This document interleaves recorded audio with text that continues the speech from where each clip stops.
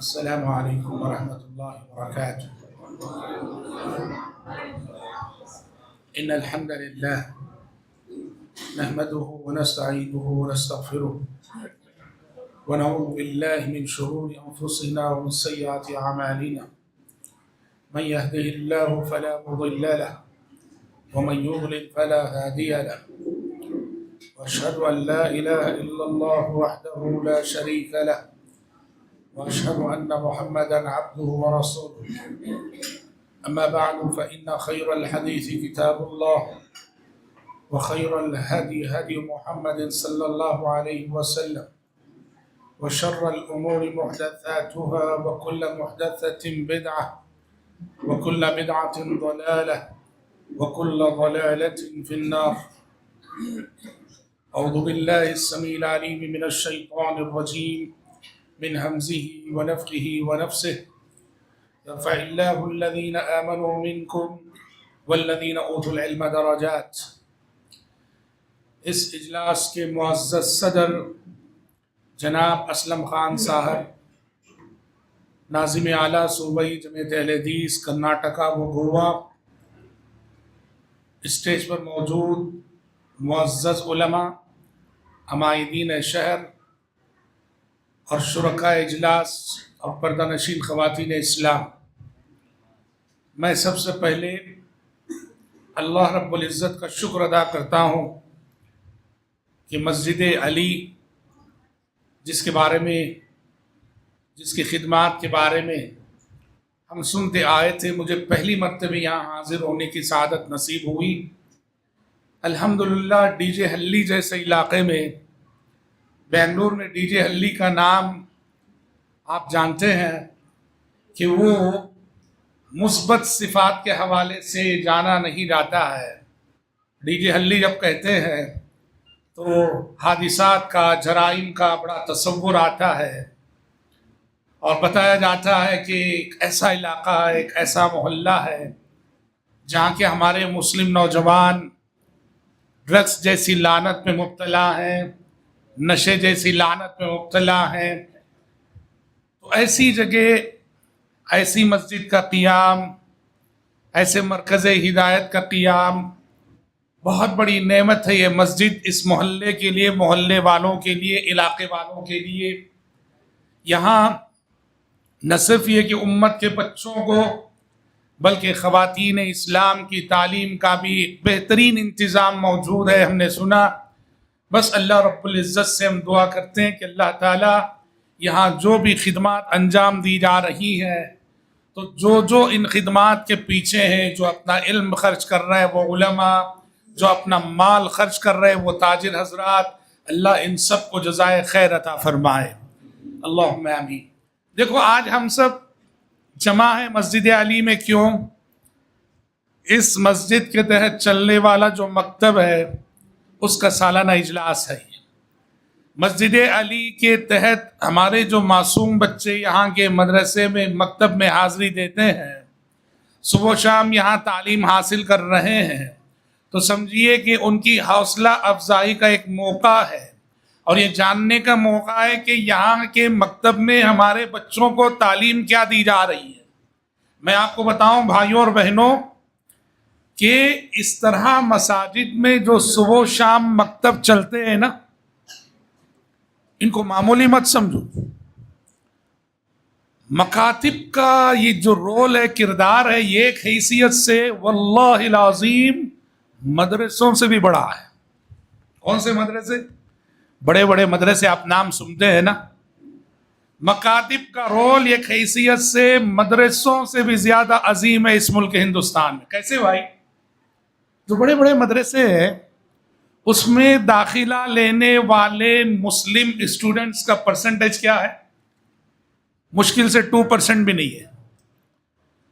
سمجھ رہے ہیں آپ؟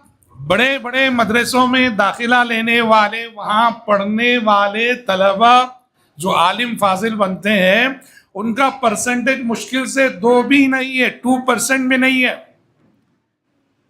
میجارٹی طلبہ کی مدرسوں کو جاتی نہیں ہے اور جا نہیں پاتی ہے، مگر مکتب، اللہ اکبر، کشمیر سے کنیا کماری تک تمام مساجد میں جو مکتب کا جال بچھا ہوا ہے، ہماری نئی نسلیں اس مکتب سے ضرور گزرتی ہیں. اکثر بچے مکتب کی تعلیم ضرور حاصل کرتے ہیں. بہت کم بچے ایسے ہیں جو مسلمانوں کے جو مکاتب کو نہیں جاتے. اس لیے مکاتب بہت ضروری ہے. آپ کی مسجد جھونپڑی کی ہو کوئی بات نہیں، مکتب قائم کرنا مسجد میں، سمجھ رہے ہیں؟ مسجد جھونپڑی کی ہو نو کوئی مسئلہ نہیں، مکتب اتنا ضروری ہے. ایک جائزہ ہے جو بتاتا ہے کہ ہندوستان جیسے ممالک میں جہاں مسلمان اقلیت اور مائنارٹی کی حیثیت سے جی رہے نا، یہاں اسلام جو زندہ ہے اس میں کہتے ہیں کافی جائزے کے بعد 2 چیزوں کا بنیادی کردار ہے. اس میں سب سے پہلے نمبر پہ آتے ہیں خطبات جمعہ. خطبات جمعہ کا جو سسٹم ہے، جو نظام ہے، جو اسلام نے قائم کر رکھا ہے، اللہ اکبر. ہاں، جو بے نمازی ہے جمعہ کو تو آ ہی جاتا ہے. بہت کم ایسے لوگ ہوں گے جو جمعہ نہیں پڑھتے ہوں گے. جو ہفتہ بھر نہیں آتا مسجد کو، جمعہ کو تو ضرور آ جاتا ہے. تو جمعہ ایک ایسی عبادت ہے کہ جمعہ ہی کے سبب لوگ دین سے جڑے رہتے ہیں، دین کو جانتے ہیں، دین کو سیکھتے ہیں، اور دین سے ان کا رشتہ برقرار رہتا ہے. لوگ مسجدوں میں حاضری دیتے ہیں، جمعہ میں امام صاحب کی نصیحت سنتے ہیں، یوں محسوس ہوتا کہ بیٹری پھر سے ریچارج ہو گئی. ارادے لے کے جاتے ہیں، ارے امام صاحب نے بڑی قیمتی نصیحتیں کی ہیں، عمل کریں گے، چلو. سمجھ رہے؟ ہر جمعے مسلمانوں کی بیٹری چارج ہوتی ہے. خطبات جمعہ کے ذریعے سے ایمانی حرارت پیدا ہوتی ہے، ایمانی جوش پیدا ہوتا ہے. تو یہ ایک خطبات جمعہ ہے. اور دوسرے نمبر پر اسلام جو زندہ ہے اس میں کہتے ہیں یہ مکاتب کا کردار ہے. صبح و شام یہ ہمارے معصوم بچے ان مکتبوں میں جو پڑھتے ہیں، صرف ناظرہ قرآن نہیں پڑھتے، ناظرہ قرآن تو سیکھتے ہی ہیں، ناظرہ قرآن کے ساتھ ساتھ جو بنیادی باتیں دین کی، توحید کسے کہتے ہیں، شرک کسے کہتے ہیں، وضو کیسے کیا جاتا ہے، نماز کیسے پڑھی جاتی ہے، یہ چھوٹی چھوٹی باتیں جو ہمارے بچوں کو سکھائی جاتی ہے نا، یہ باتیں ان کی زندگی میں بڑا کردار ادا کرتی ہیں. تو وہ جائزہ بتاتا ہے کہ اسلام زندہ ہے. سب سے اللہ کے فضل کے بعد خطبات جمعہ اور دوسرے یہ مکاتب ہیں. اور جیسے میں نے کہا یہ مکاتب کا رول مدرسوں سے زیادہ اہم کس حیثیت سے ہے؟ مدرسوں میں جانے والے طلباء کا پرسنٹیج 2 ہے، اور مکتب میں جو مکاتب مسجدوں میں چلتے ہیں اس میں مسلم طلباء کی میجورٹی پڑتی ہے ان مکاتب میں. اس حیثیت سے مکتب کو اہمیت دیجیے. اللہ ان ذمہ داران کو، ان علماء کو سب کو جزائے خیر دے ہوئے جو مکاتب کو اہتمام سے چلاتے ہیں اور چلا رہے ہیں. اچھا، ان مکاتب کا ایک دوسرا بڑا فائدہ کیا ہوتا ہے جانتے ہیں؟ ان مکاتب کا ایک دوسرا بڑا فائدہ یہ ہوتا ہے، چھوٹے بچے مسجد کو آتے ہیں، صبح آتے ہیں، شام آتے ہیں، اسکول کی تعلیم حاصل کرنے کی بات میرے آتے ہیں. یہ مسجد آنے جانے سے، مکتب کو جو بچے آتے جاتے ہیں نا، اس سے ہمارے بچوں کا رشتہ مسجدوں سے جڑ جاتا ہے. ہمارے بچوں کا تعلق مسجد سے گہرا ہو جاتا ہے. اور آپ کو میں بتا دوں، کتاب و سنت میں، خاص کر احادیث میں اس بات کی تلقین کی گئی ہے کہ بچوں کو بچپن سے ہی مسجد سے جوڑنا چاہیے. بچپن سے ہی مسجد سے جوڑنا چاہیے. اس لیے حدیثوں میں کیا کیا کہا گیا ہے؟ پیارے نبی صلی اللہ علیہ وسلم نماز پڑھا رہے ہوتے، لیڈیز کے حصے سے کسی بچے کے رونے کی آواز آتی، آپ وہ بچے کے رونے کی آواز سن کر نماز شارٹ کر دیتے، مختصر کر دیتے کہ کہیں اس کی ماں کا دل جو ہے بے چین نہ ہو جائے. نماز مختصر کرتے بچے کے رونے کی وجہ سے. کبھی یہ اعلان نہیں کیا کہ بچوں کو لانا مت، کبھی نہیں کیا. صحابیات کہتے ہیں اللہ اکبر، ہم چھوٹے چھوٹے بچوں سے روزے رکھوایا کرتی تھی اور روزے کی حالت میں ان کو مسجد نبوی کو لے جایا کرتی تھی، اور بچے جب بھوک سے رونے لگتے تھے کھلونے دے کے ان کا دل بہلایا کرتی تھی. تو شریعت کہتی ہے بچوں کو آنے دو. مسجد کی طرف اٹھنے والا قدم یعنی دین کی طرف اٹھنے والا قدم. مسجد کو آنے کا مطلب وہ دین کی طرف آ رہا ہے, توحید کی طرف آ رہا ہے, نماز کی طرف آ رہا ہے, عقیدے کی طرف آ رہا ہے, اخلاق کی طرف آ رہا ہے. اس لیے ہاں بچے ہیں جی, شرارتیں کرتے ہیں, نصیحت کرنا چاہیے, سمجھانا چاہیے. سب سے پہلی ذمہ داری ماں باپ کی. جو ماں باپ لے کے آتے ہیں نا بچوں کو, انہیں چاہیے بار بار سمجھائیں. شرارتیں ہوتی ہیں, سمجھانا چاہیے, برداشت کرنا چاہیے, مگر کبھی بچے نہ آئے یہ بورڈ مسجد میں لگنا نہیں چاہیے, اعلان نہیں ہونا چاہیے. پیارے نبی صلی اللہ علیہ وسلم کے زمانے میں آپ اندازہ کیجئے بچوں کو کس قدر آپ نے اہمیت دی ہے مسجد میں. نماز کی حالت میں کیا حکم ہے؟ نماز کی حالت میں حکم ہے قوموا للہ قانتین. نماز میں جب کھڑے ہونا ادب سے کھڑنا ہے, خاموش کھڑنا ہے, خواہ مخواہ کی حرکتیں نہیں کرنا ہے, بالکل اٹینشن کھڑے ہونا ہے. لیکن آپ صلی اللہ علیہ وسلم کیا کرتے تھے جانتے ہیں؟ مسجد نبوی میں کبھی کبھار ایسا ہوتا ہے کہ آپ نماز پڑھا رہے ہیں تو اپنی نواسی, آپ صلی اللہ علیہ وسلم کی بیٹی تھی حضرت زینب رضی اللہ عنہ, زینب کی بیٹی تھی امامہ, یعنی پیارے نبی کی نواسی, ان کا نام تھا امامہ. پیارے نبی محراب میں کھڑے ہو کے نماز پڑھا رہے ہیں اور اپنی نواسی امامہ کو کہاں بٹھائے؟ یہاں بٹھائے ہوئے ایک کندھے پر.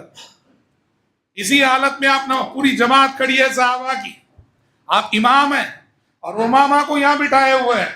اللہ اکبر. رکوع اور سجدے پہ جانا ہے, اپنی نواسی امامہ کو اٹھا کے بٹھاتے اور رکوع جب میں جاتے سجدے کرتے, سجدے سے پھر جب قیام ہوتا پھر اٹھا کے بٹھا لیتے یہاں کندھے پر اپنی نواسی امامہ کو. سبحان اللہ. ایک مرتبہ تو کیا ہو گیا جانتے ہیں؟ ایک مرتبہ تو یہ ہوا اور ایسا ہوا,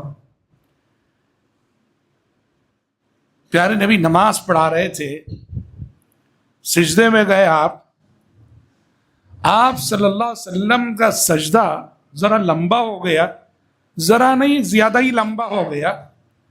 ایک صحابی کہتے ہیں کہ سجدے سے اٹھ ہی نہیں رہے پیارے نبی, اور زندگی میں کوئی بھی اتنا لمبا سجدہ تو آپ نے کیا نہیں.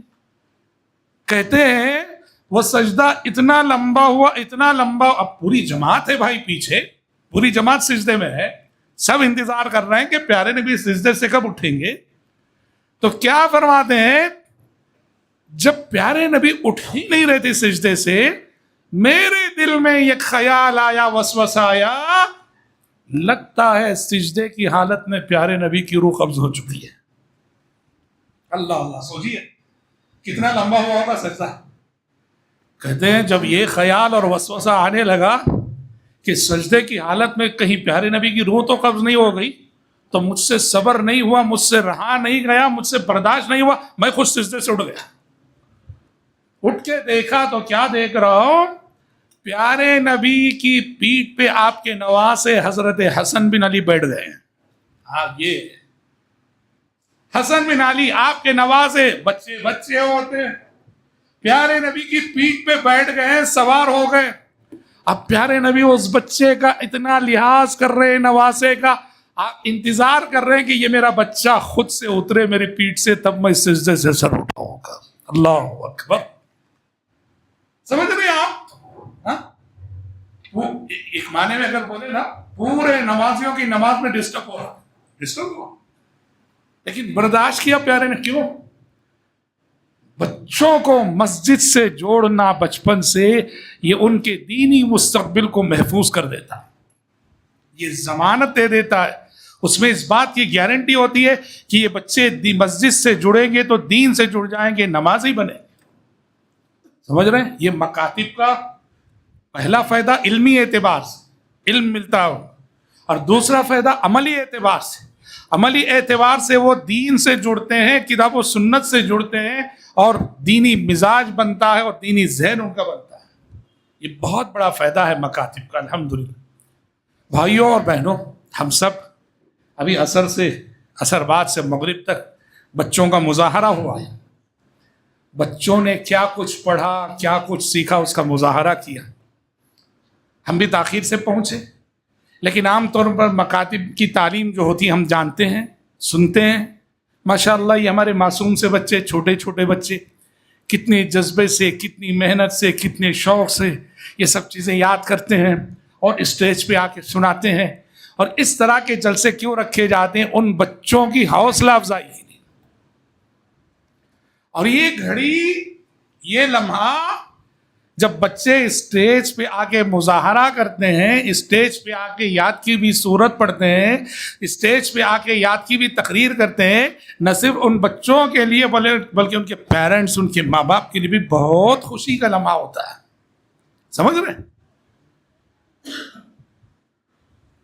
حدیثوں میں آتا ہے ایک مرتبہ پیارے نبی صلی اللہ علیہ وسلم صحابہ کے ساتھ بیٹھے تھے.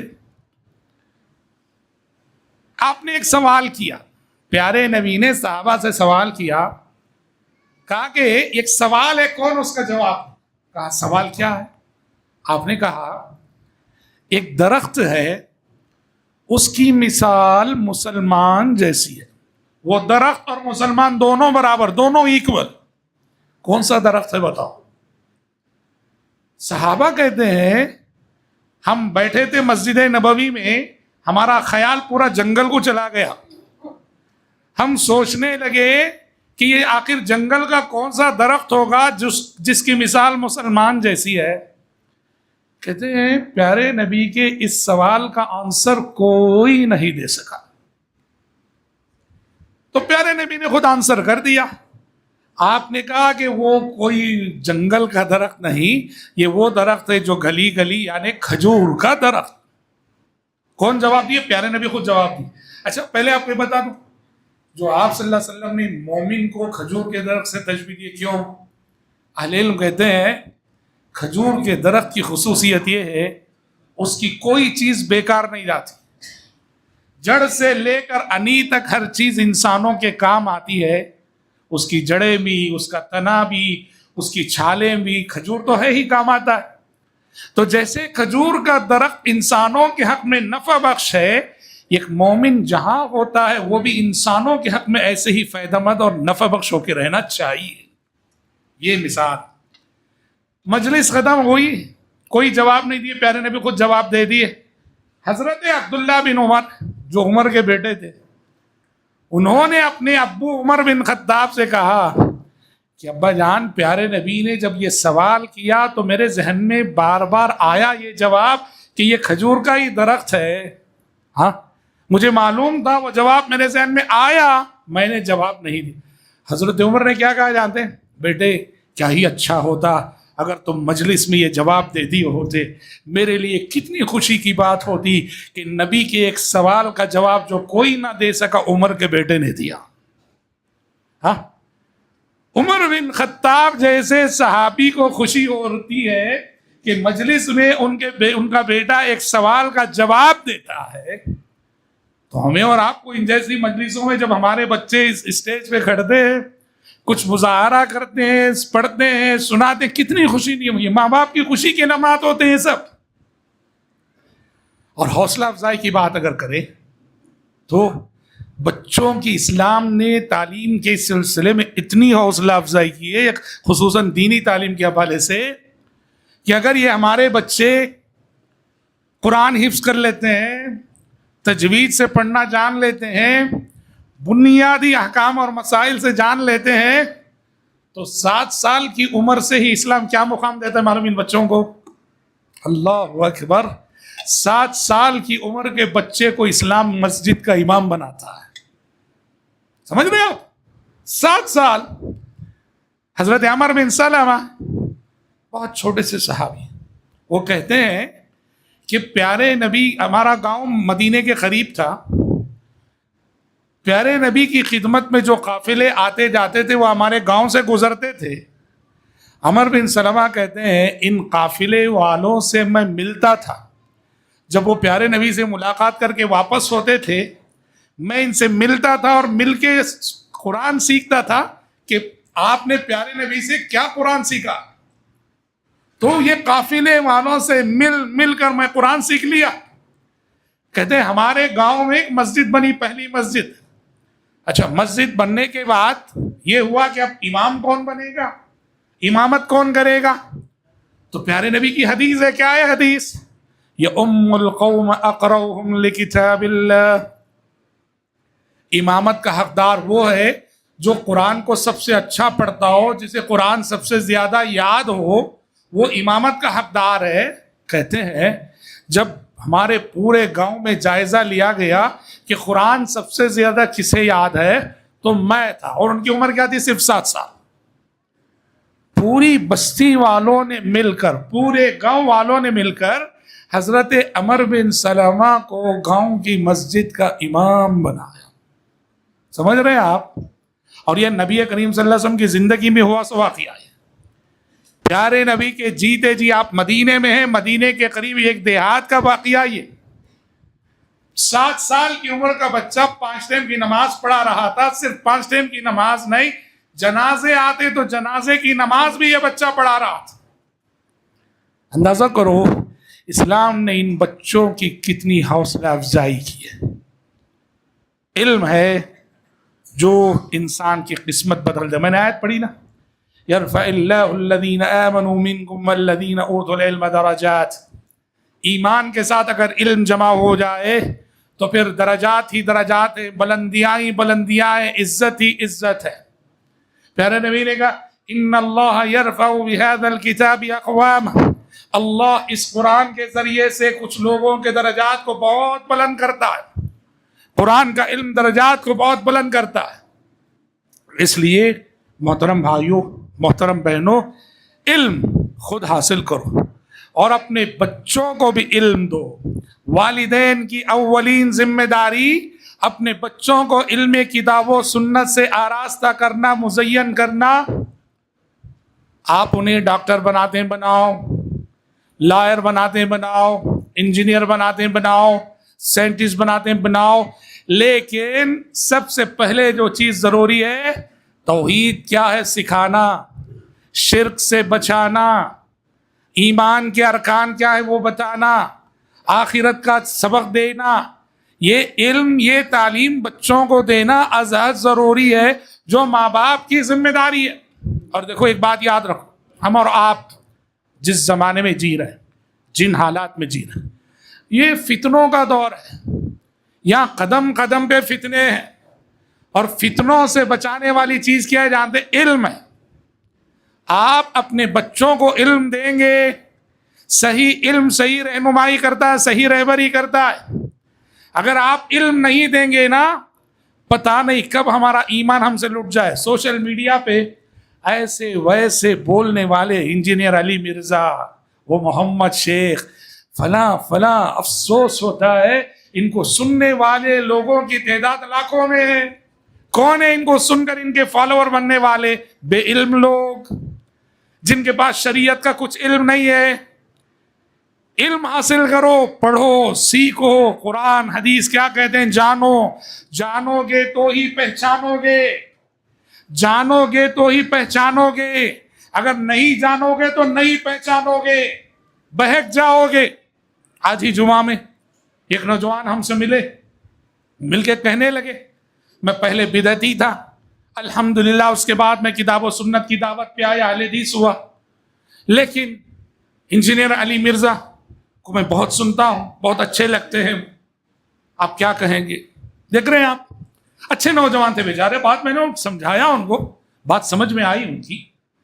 ہاں، جانو گے تو پہچانو گے کہ کون صحیح بول رہا، کون غلط بول رہا. اور اگر نہیں جانو گے نا، علم حاصل نہیں کرو گے نا، تو پھر اس کی قیمت یوں چکاؤ گے کہ کسی غلط قسم کے یہ جو مفکرین ہیں، دانشوران ہیں، فلاں ہیں، ان کے حربے میں آ کے قدم کبھی بھی راستے سے بہک سکتا ہے. علم ہے جو فتنوں سے بچاتا ہے. بھائیو یاد رکھنا، شیخ عبد القادر جیلانی رحمۃ اللہ علیہ، ہاں، جن کا نام لے کے یہ امت کتنی بہک رہی ہے، جن کا نام لے کر کتنا شرک کیا جاتا ہے، مگر وہ کیا تھے اپنی زندگی میں دیکھو، وہ کیا تھے اور کیسے تھے، ان کا عقیدہ کیسا تھا. شیخ عبد القادر جیلانی رحمۃ اللہ علیہ نماز پڑھ رہے تھے. تہجد پڑھ رہے تھے، اندھیرا تھا، سمجھ رہے؟ اچانک ایک روشنی سی چھا گئی، پورا اندھیرا تھا ماحول، اچانک روشنی سی چھا گئی، نور سا چھا گیا، اور نور چھا جانے کے بعد پیچھے سے آواز آئی، غیبی آواز، اے عبد القادر، میں نے تیرے سارے گناہ معاف کر دیے، میں تجھ سے راضی ہو گیا، میں نے تیرے سارے گناہ معاف کر دیے، اب تجھے عبادت کرنے کی ضرورت نہیں۔ پہلے کیا ہوا؟ اندھیرے میں نور آیا، روشنی آئی، پھر غیبی آواز آئی، اور آواز کیا کہہ رہی ہے؟ میں راضی ہو گیا تجھ سے، تیرے سارے گناہ معاف کر دیے، اب تجھے عبادت کرنے کی ضرورت نہیں۔ شیخ عبد القادر جیلانی رحمت اللہ علیہ نے کہا، کمبخت، ابلیس ہے تو، شیطان ہے تو، میں جان گیا تجھ کو، میرے نبی سے عبادتیں معاف نہ ہوئی تو مجھ سے کیوں معاف ہوں گی؟ سمجھ گئے آپ؟ ہاں، میرے نبی سے معاف نہ ہوئی تو مجھ سے کیوں معاف ہوں گی؟ تو واقعی شیطان تھا، وہ دھوکہ دینے کی کوشش کیا۔ کیا جواب دیا جانتے ہیں؟ پھر آواز آئی، عبد القادر، آج کی رات کی بات ہے، تجھ جیسے 70 عبادت گزاروں کو گمراہ کر کے آیا ہوں، تجھے تیرے علم نے بچا لیا، تجھے تیرے علم۔ 70 عبادت گزار کون؟ جن کے پاس خالی جذبہ تھا، علم نہیں تھا، وہ بہک گئے۔ کہا تجھ جیسے 70 عبادت گزاروں کو گمراہ کر کے آیا ہوں، تجھے تیرے علم نے بچا لیا عبد القادر۔ عبد القادر جیلانی رحمۃ اللہ علیہ کیا کہا جانتے؟ کمبخت، میرے علم نے نہیں، میرے رب کے فضل نے بچایا۔ یہ دوسرا حملہ تھا اس کا، سمجھ گیا؟ علم کا غرور پیدا کرنا چاہ رہا تھا، ہوشیار رہے وہ وہاں۔ فوراً کہا کہ میرے رب کے فضل نے مجھے بچایا۔ یہ اللہ والے ہوتے ہیں، اللہ کے اولیاء ایسے ہوتے ہیں، سمجھ رہے؟ اور ان کا نام لے کے بہکنے والے کیسے بہک رہے؟ تو کہنا یہ ہے بھائیوں بہنوں، کتاب و سنت کا علم وہ چیز ہے جو آپ کو فتنوں سے بچاتا ہے، اور ہم فتنوں کے دور میں جی رہے ہیں۔ آج صبح ایک فتنہ، شام ایک فتنہ، آج ایک فتنہ، کل ایک فتنہ، اتنے فتنے جنم لے رہے، اتنے فتنے اٹھ رہے ہیں۔ ایسے میں بہت ضروری ہے شریعت کا گہرا سے گہرا علم حاصل کرنا، علماء سے جڑنا، علم کی مجلسوں سے جڑنا، سمجھ رہے؟ علم، مجالس علم کی برکت ہوتی ہے، مجالس علم میں اسے حاضری دینا، بیٹھنا، علم کی باتیں سننا، یہ چیز انشاءاللہ تعالی آپ کے لیے، ہمارے لیے اس بات کی ضمانت دے گی کہ ہمارا اور ہماری آنے والی نسلوں کا دین، ایمان، عقیدہ سب محفوظ ہوگا۔ میں اپنی گفتگو کو زیادہ لمبی نہ کرتے ہوئے انہی چند نکات پر سمیٹتا ہوں، اور اللہ رب العزت سے دعا کرتا ہوں کہ اللہ تبارک و تعالی مسجد علی کے اس مکتب میں جتنے ہمارے معصوم بچے بچیاں پڑھ رہی ہیں، اللہ تعالی انہیں علم نافع کی دولت سے مالا مال فرمائے، ان کے اساتذہ کو جزائے خیر دے وے، ان کے منتظمین اور ذمہ داران کو اللہ تعالیٰ جزائے خیر دے وے۔ اللہم آمین، وصلی اللہ وسلم علی خیر خلقہ محمد وآلہ وصحبہ اجمعین، والسلام علیکم ورحمۃ اللہ وبرکاتہ۔